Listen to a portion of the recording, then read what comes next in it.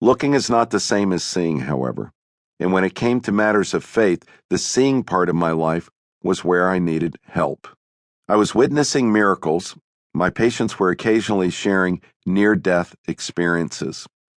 To a great extent, though, these things were happening around me less than in me.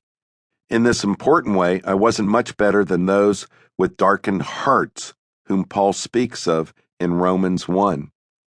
What may be known about God is plain to them, because God has made it plain. Yet, although they knew God, they neither glorified him as God nor gave thanks to him. Verses 19 and 21. Plenty of Westerners scoff that God can't be known. He's too remote, too big, too whatever, if he exists at all. But my anthropology studies in medical school, along with my time overseas in my medical practice, would show me how innately human it is to look for being greater than ourselves. On some level, nearly everyone I've ever encountered has some spiritual inclination. From the Cabre tribe I studied in West Africa, to Haitian refugees, to Colombian youth, to children who are only learning to speak. This struck me early on in my work with trauma cases, such as gunshot wounds, household accidents, car crashes. I observed that the expression my patients most often cry out in their pain, including those who don't profess of any faith, is Jesus. Not money, or St. Christopher, or voodoo, but Jesus, Jesus, Jesus. Their age or country of origin doesn't seem to matter. Children do it, the elderly do it, people of every color and background do it. In these instances, people aren't using Jesus' name as a curse word either.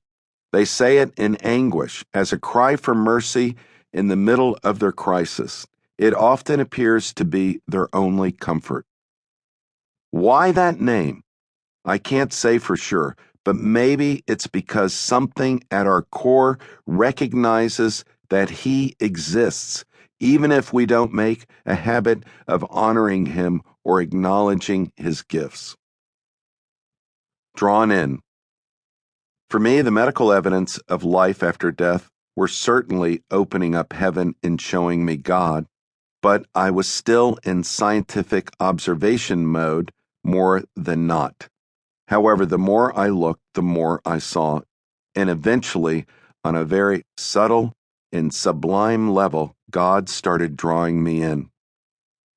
Getting into medical school and having the opportunity to study and treat the human body for a living was a huge doorway to him for me. So was marrying Deborah, the girl I'd loved since high school, but there were other entrance points as well.